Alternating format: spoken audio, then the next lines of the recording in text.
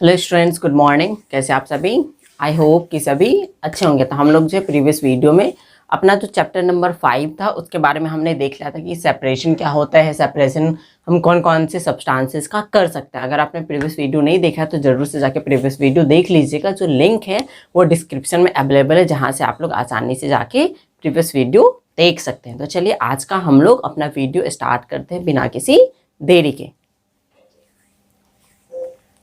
तो देखिए आज का हमारा टॉपिक क्या है, सेपरेशन ऑफ सब्सटेंसेस में हम लोग आगे कंटिन्यू करके पढ़ेंगे कि separation of solid from solid कैसे होता है, सॉलिड से सॉलिड को हम कैसे सेपरेट कर सकते हैं। इसके लिए डिफरेंट डिफरेंट मेथड्स होते हैं जिसके बारे में हम लोग इस लेक्चर में पढ़ेंगे। फिर हम लोग सॉलिड लिक्विड पढ़ेंगे, लिक्विड लिक्विड पढ़ेंगे, ऐसे करके डिफरेंट डिफरेंट सेपरेशन प्रोसेस को पढ़ते चलेंगे। ठीक है, तो देखिए क्या दे रखा है। सबसे पहला जो प्रोसेस है वो है हैंड पिकिंग का, जो कि सबसे सिंपल सा होता है। ये आप लोग जो अपने घर में भी इसका प्रैक्टिकल देखते होंगे या फिर आप खुद किए भी होंगे।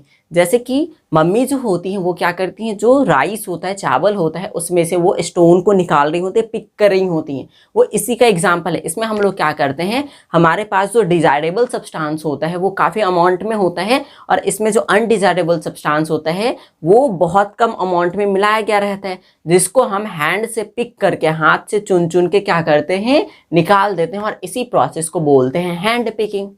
समझ में आ गया हैंड पिकिंग? चलिए एक बार इसको भी देख लेते हैं। देखिए hand picking is a method in which the constituents of a mixture are separated by simple picking them by hand। इस प्रोसेस में हम लोग क्या करते हैं, इसमें अब चूंकि मिक्सचर है तो इसमें दो या दो से अधिक सब्सटेंसेस तो प्रेजेंट होंगे। ये मिक्सचर है तो इसमें से हम लोग क्या करते हैं, जो कंस्टिट्यूएंट होता है, मीन्स जो जिससे मिलकर वो मिक्सचर बना हुआ होता है, उस मिक्सचर में से हम जो है, जो हमारे लिए अनडिजायरेबल सब्सटेंस होता है उसको हम लोग हैंड से पिक कर करके क्या करते हैं, निकाल देते हैं, अलग कर देते हैं। इसी प्रोसेस को क्या बोलते हैं, हैंड पिकिंग। जैसा कि एग्जाम्पल में अभी हमने देखा था राइस एंड स्टोन का। ठीक है, नेक्स्ट देखिए, this method is generally used when, इस मेथड का हम लोग कब कब यूज करते हैं। देखिए, there is difference in size, colour और shape of desirable and undesirable constituents. जो हमारा डिजायरेबल एंड अनडिजायरेबल सब्सटेंस होता है उसका कलर कैसा है, साइज कैसा और शेप कैसा है, इसके बेस पे हम लोग इसको अलग कर देते हैं। जैसे अभी हमने एक एग्जाम्पल लिया था राइस एंड स्टोन का, उसमें राइस एंड स्टोन, कुछ कुछ स्टोन बड़े होते हैं, कुछ कुछ स्टोन साइज में छोटे होते हैं, और राइस की अपेक्षा में हमको इसका जो कंपैरिजन होता है वो हमको आसानी से पता चल जाता है और उसको हम पिक करके निकाल देते हैं। ठीक इसी तरीके से दो कलर वाला सब्सटेंस एक दूसरे में मिला हुआ है तो इसमें हमको जो भी कलर चाहिए होता है उसको हम हैंड से पिक करके निकाल लेते हैं, जो बच जाता है वो अनडिजायरेबल हो गया। ठीक इसी तरीके से हो जाता है शेप का, कोई शेप में बड़ा होता है, कोई शेप में छोटा होता है। तो इस तरीके से हम लोग जो भी हमारे लिए यूजफुल होता है उसको हम पिक कर लेते हैं, बाकी को वैसे ही छोड़ देते हैं। तो ये सारे में शेप, साइज, कलर के हिसाब में जब भी हम जाएंगे तो कौन सा मेथड अपनाएंगे, हैंड पिकिंग का। ठीक है, नेक्स्ट देखिए, there is a difference in size, ये देख लिए थे। Next, the components to be separated are large and easily distinguishable. अभी हमने पढ़ा था कि कुछ कुछ जो स्टोन होते हैं वो बड़े होते हैं, जो कि हम आसानी से बहुत इजीली हैंड से पिक करके निकाल लेते हैं, वही बात है। देखिए next, unwanted materials are present in small quantity. मैंने भी बताया था ना कि जो हमारे लिए डिजायरेबल होगा, यूजफुल होगा, वो काफ़ी अमाउंट में होगा, और जो अनडिजायरेबल, अनवांटेड सब्सटेंस होगा वो बहुत कम अमाउंट में मिला होगा। इस कारण से हम उसको पिक कर करके निकाल देते हैं। अगर हमारे लिए जो यूजफुल सब्सटेंस है वो कम अमाउंट में होगा तो हम लोग उसको क्यों निकालेंगे, हम लोग अपने यूजफुल सब्सटेंस को निकाल लेंगे। जैसे कि फ्रूट का एग्जांपल ले सकते हैं। बहुत सारा फ्रूट एक में मिक्सिंग है, जिसमें सारे तरीके का फ्रूट जो वो मिक्स है, उसमें से हमको जो है मैंगो लेना है तो हम लोग सिंपली सब मैंगो को पिक कर लेंगे ना, और बाकी को वैसे ही छोड़ देंगे। तो सेम बात है। ठीक है, ये तीनों पॉइंट समझ में आ गए। चलिए अब आगे प्रोसेस की ओर चलते हैं। नेक्स्ट है हमारा थ्रेसिंग। क्या है, थ्रेसिंग। देखिए, the process of separating grains from stalk is called threshing. देखते होंगे जब क्रॉप जो है वो अच्छी तरीके से ग्रो हो चुका रहता है तो उसको हम लोग क्या करते हैं, हार्वेस्ट करके लाते हैं, फिर उसको थ्रेसर मशीन में डाल के थ्रेसिंग करते हैं। इसमें अब देखिए, जो उस समय हमारे पास क्रॉप आता है उसके साथ साथ क्या होता है, ये जो स्टाल्क्स होता है ग्रेन के साथ साथ ये स्टाल्क्स भी होता है, मतलब जिसको हम लोग लार पुआल वगैरह बोलते हैं, तो वो भी उसके साथ होता है। तो हम लोग क्या करते हैं, हम लोगों को तो सिर्फ ग्रेन चाहिए होता है, फूड चाहिए होता है, तो हम लोग उसको क्या करते हैं, डिफरेंट डिफरेंट प्रोसेसेस से गुजार करके, क्रॉस करवा करके जो स्टाल्क होता है उसको बाहर छोड़ देते हैं और जो ग्रेन्स होता है उसको हम लोग पिक कर लेते हैं। ठीक है, थ्रेसिंग इसी को बोलते हैं थ्रेसिंग। जैसे देखिए, manually by hitting the bundles of stalk attach beating to the grains on a hard surface. हम लोग जनरली जो पहले के ज़माने में होता था, जब ये हमारे पास थ्रेसिंग मशीन नहीं था,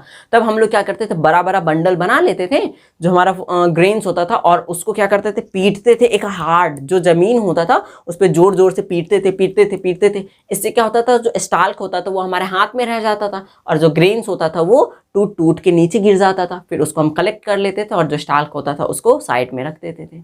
ठीक है, नेक्स्ट देखिए, by allowing animals such as bullocks to crushes the crops and then the grains are separated। क्या होता था, अब इसमें चूंकि ज़्यादा टाइम लगता था तो हम लोग क्या करते थे, जो हमारे पास क्रोप्स होता था उसको बिछा देते थे, ठीक है, उसको काफ़ी अच्छे से सेट कर देते थे एक बेड की तरह, उस पर क्या कर देंगे, जो हमारा जो एनिमल का जो गाड़ी होता था, कार्ट होता था, उसको उस पर चला देते थे। तो इससे क्या होता था, स्टाल्क अपनी जगह पे रह जाता था, और जो ग्रेन्स है वो क्रश होने के कारण से, स्टाल्क के क्रश होने के कारण से वो नीचे गिर जाता था। फिर हम लोग स्टाल्क को हटा देते थे और ग्रेन्स को कलेक्ट कर लेते थे। तो ये भी एक प्रोसेस था। लेकिन अभी मॉडर्न टाइम पीरियड में हम लोग मशीन का यूज करते हैं जिसको क्या बोलते हैं, थ्रेसर।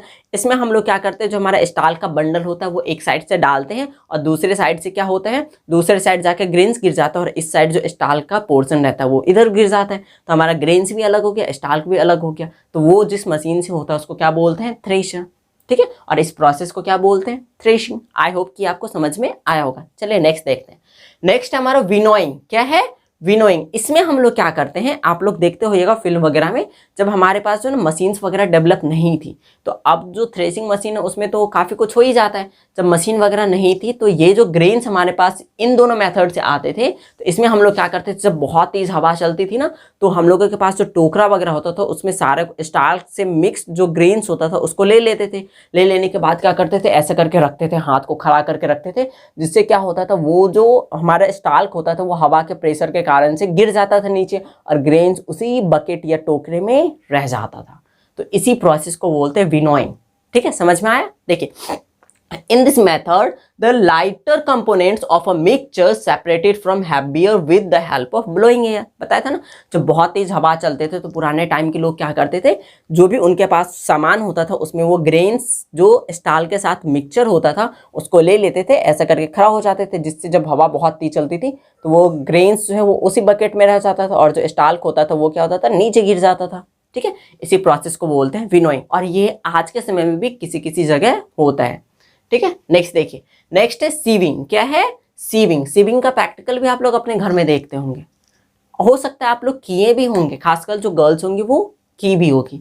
सीविंग जैसे कि हम लोग देखते हैं, दूध को छन्ने से छानते हैं, जो टी होता है, टी से टी के लीव्स को अलग करने के लिए हम लोग उसको सीव का यूज करते हैं। तो ये जो सीविंग प्रोसेस होता है, इसमें हम लोग सीव के यूज से क्या करते हैं, एक पार्टिकल से दूसरे पार्टिकल को अलग कर देते हैं, मिक्सचर से दूसरे पार्टिकल को अलग कर देते हैं। देखिए, in this method bigger particles are separated from smaller ones with the help of सीव।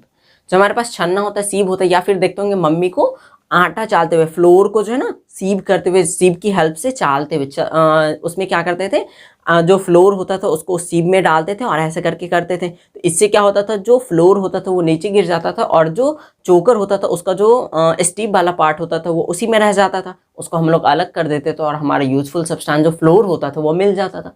एक और एग्जांपल है कि जब हम लोग टी बनाते तो टी बनाते टाइम उसमें टी का लीव्स डालते हैं, जो कि हमारे लिए अनवांटेड होता है, तो उसको अलग कर देते हैं। कैसे करते हैं, हम सीव को रखते हैं, सीव को रखने के बाद लिक्विड क्या होता है, नीचे की ओर आ जाता है, जो कि हमारे लिए यूजफुल होता है, और जो वो टी लीव्स रहता है वो सीव में ही रह जाता है। तो इस तरीके से दोनों अलग हो गए, इसी प्रोसेस को बोलते हैं सीविंग। तो ये सारा का सारा जो प्रोसेस था वो था हमारे separation of solid from solid. अब हम लोग नेक्स्ट जो है अपने सेपरेशन मेथड को नेक्स्ट लेक्चर में कवर करेंगे। तो आई होप कि ये वीडियो आप लोगों को काफ़ी पसंद आया होगा। तो हम लोग मिलते हैं अपने जस्ट नेक्स्ट लेक्चर में, हम लोग अपने नेक्स्ट सेपरेशन मेथड के साथ। तब तक के लिए bye and take care and thanks.